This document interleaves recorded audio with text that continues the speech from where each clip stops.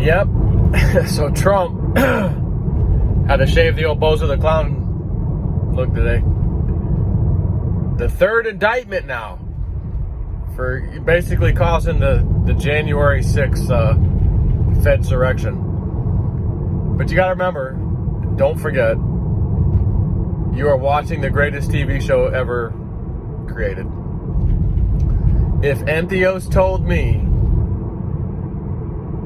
I believe it was before the 2020 election, and he said to me, I said, you have just incredible information, is there anything you could just tell me that maybe nobody else knows that I could share, And he goes, yeah, Melania Trump is going to address the nation, and the topic is going to be healing.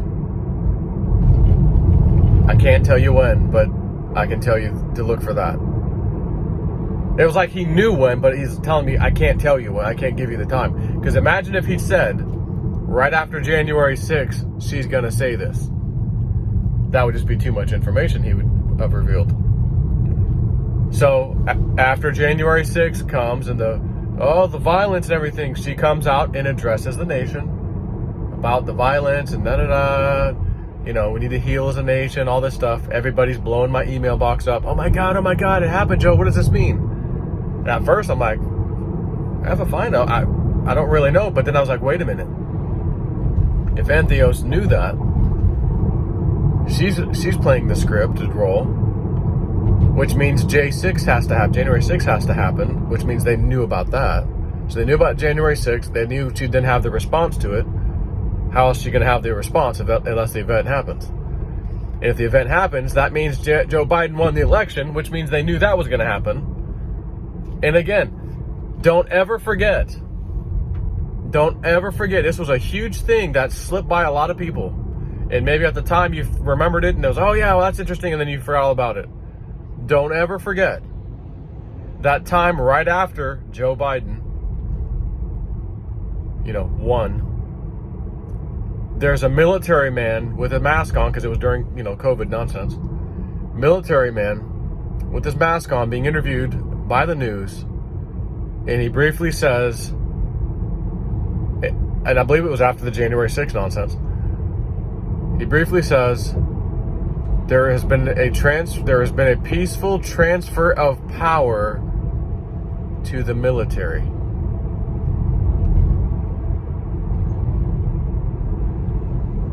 A peaceful transfer of power to the military. He said it. And I just watched somebody post that clip the other day. And I was, and like I'm saying, I was like, oh yeah, I kind of forgot about that. So don't you forget about it. You're watching an effing TV show. It's that simple. And yes, the dollar is going to have its problems. Dick Allgaier, Congress removed out of power, adjourning for the last time. Yes. How they're adjourning for the last time? Well, if there's been a peaceful transfer of power to the military for the last 2-3 years, I guess they could kind of knock that out in a heartbeat if they wanted to. Or we finally get some resolution with the Brunson brother case and the whole Supreme Court thing, which they keep refile, petition, rehear it, please. Again, timing's everything. And there's no way those guys just came out of nowhere. No one ever heard of them. No one knew anything about them. All of a sudden, they're all over the spotlight, interviews everywhere. Everything's happening. I go, again, part of the show, for sure. And maybe the show ends with them winning that whole thing, through the Supreme Court. Or maybe not. We don't have all the details, but I can tell you one thing. We're absolutely watching a TV show.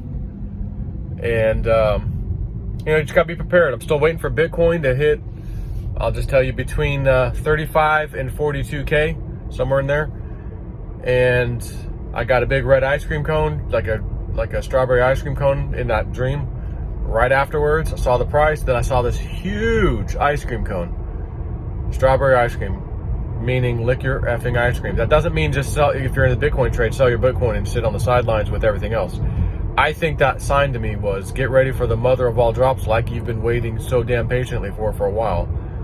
Yes, XRP and the rest of it, I think we'll just get crapped on. Because it's all part of this. If the dollar takes its dump, which also Entheos told us, look for the talking head pundits, financial news networks to start using the word parity regarding the US dollar and the Chinese yuan, their currency. And when he says parity, I'm not talking about a joke. Parity as in 1-to-1.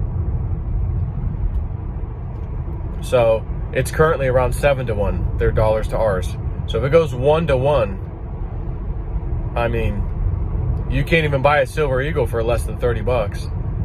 Let's just say $30 times 7 times 3, 21. That's $210 right there, plus a premium would be on top of that too. You know, it's not gonna be too hard to see $600 silver coming. But like Lo-Fi said, it's not gonna be a joyous world where you have $600 silver and everything's fine. There's gonna be some problems. And again, as I've said since day one with this whole Biden thing, the whole effing system that we know now, this fraudulent, rigged, corrupt system of everything, especially the financials, the dollar, everything, has to crash. It cannot, will not crash under Trump. And if he wins, you know, again, 2024, whatever, it has to happen before that man steps back in office if he's elected in 24 or whatever.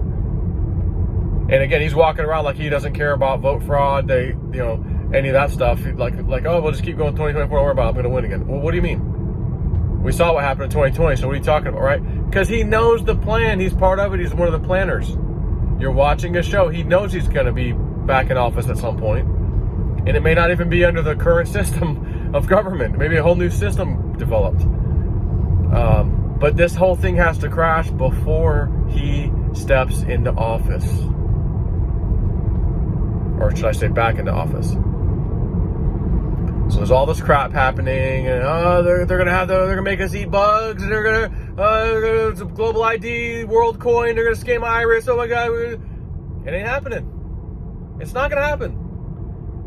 When Trump's in power, I mean, they may get little, you hear little stupid news stories. Oh, they're gonna do this. Oh, the UN we're gonna give them some extraordinary powers and rights over our countries, and it's all blabbering nonsense. It is not going to be put into fruition. It's not. Trump, as I said, this isn't just for the U.S. This is for the world. As Woo Dude said, this is for all the marbles.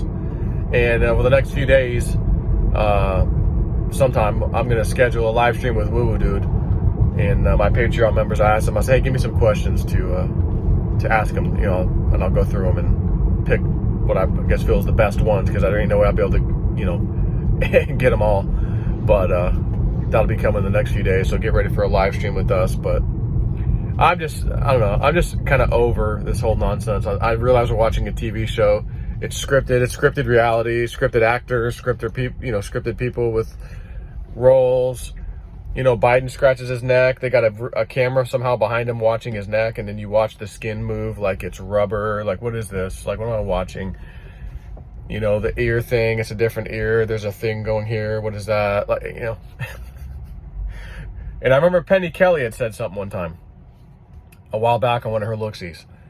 And she's like, it looks like it's going to come out that there's just people playing other people. She goes, I don't know if these are like clones or people that just, with the Hollywood stuff, just look, they act and look and sound just like the person that's a politician making decisions. And she goes, and then that brings up a whole other can of worms.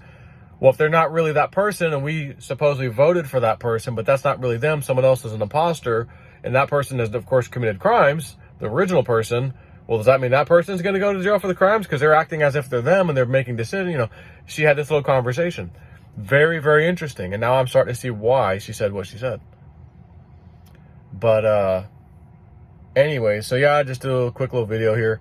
Me and my pops, my dad needs a car. I gave him that Nissan Leaf 5 or 6 years ago, 2017, or was it 18, 19, 20, 21, 22, yeah, 5 years ago.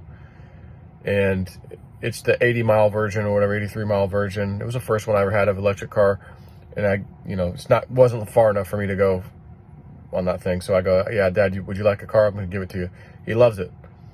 And it's old. The battery's starting to wear a little bit. He can still get close to the same mileage, but it's just time for new ones. So the newer ones go twice as far. and there's a used one with low miles for sale, priced right down the street. So I'm gonna go help him get it. So I will talk to y'all later. See ya.